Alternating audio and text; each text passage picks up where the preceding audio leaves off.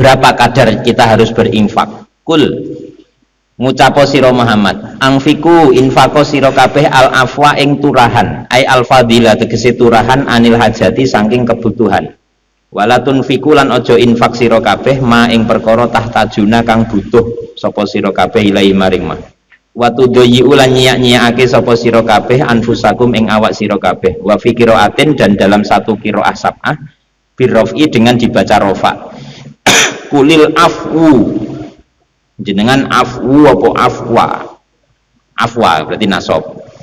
Ini dalam satu qiraah sab'ah pakai rafa. Kulil afwu bitakdiri huwa dengan mengira-ngirakan lafadz huwa. Kadzalika yubayyinullah, kadzalika kaya mengkono jelasake ai kama bayana sebagaimana menjelaskan sinten Allah lakum maring sira kabeh ma ing perkara dzikira kang ditutur apa ma yubayyinu jelasake sinten Allahu Gusti Allah lakum maring sira kabeh al ayati ing pira-pira ayat la'allakum supaya sira kabeh iku tatafakkaruna mikir sapa sira kabeh fid dunya wal akhirah dalam urusan dunia wal akhirah. Fatak huduna nuli ngalap sira kabeh bil aslahi kelawan kang luwih maslahat lakum kedue sira kabeh fihima ing dalem dunya lan akhirat. Dah ini balik bahas masalah nafkah. Kemarin yang di ayat berapa itu kita membahas nafkah. Nafkah itu untuk orang tua, untuk fakir, miskin.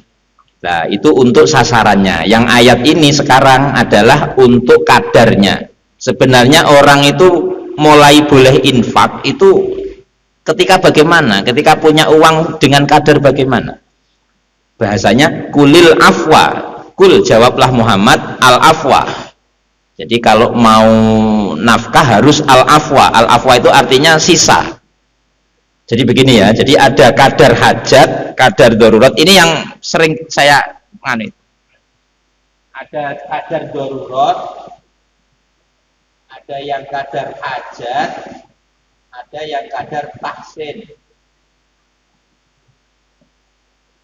Kalau darurat,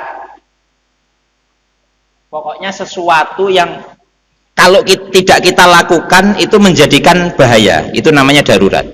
Kalau tidak kita lakukan, contohnya kita dalam jangan kita lah ya.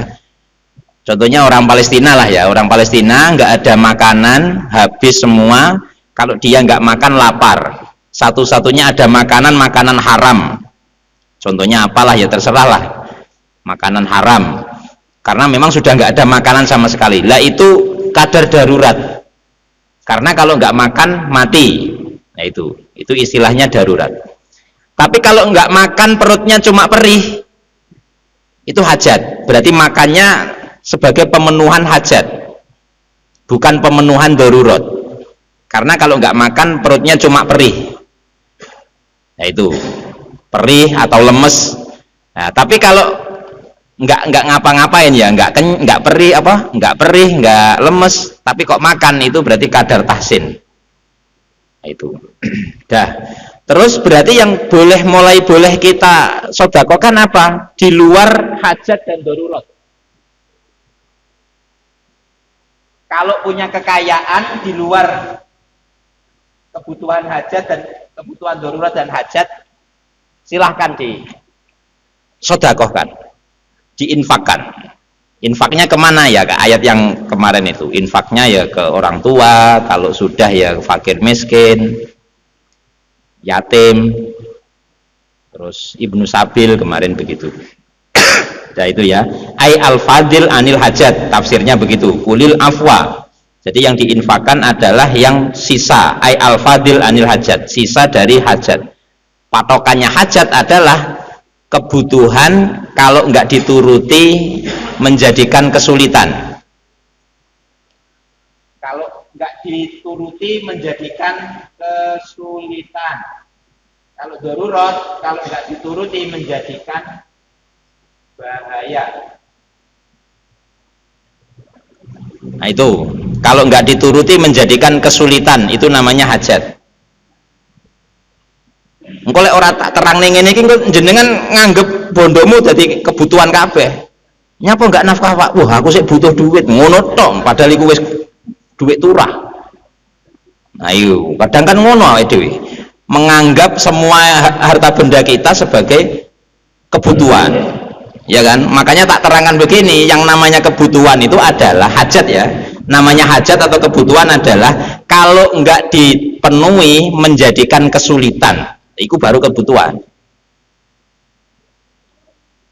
Contohnya lek koyok saya itu kan nggak pernah keluar, artinya nggak pernah kerja jauh. Urusan kesibukan saya itu hanya di sekitar Kota Gajah, paling di sekitar rumah saja.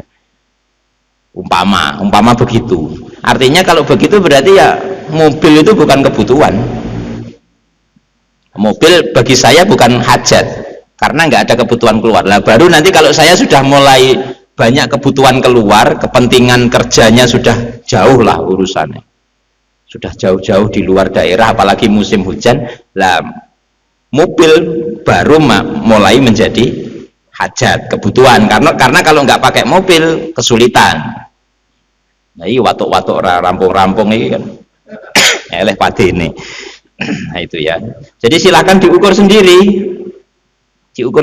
Jadi jenengan punya tetangga mobilnya bagus, jangan dianggap itu wah wong sugih, enggak. Itu bisa jadi memang itu kebutuhan terai, memang kebutuhan karena dia perjalanannya jauh terus, kebutuhannya wah ngaji kemana-mana atau apalah bisnisnya sampai ke Bandar Lampung ya, kayak melaku atau kono harus pakai mobil.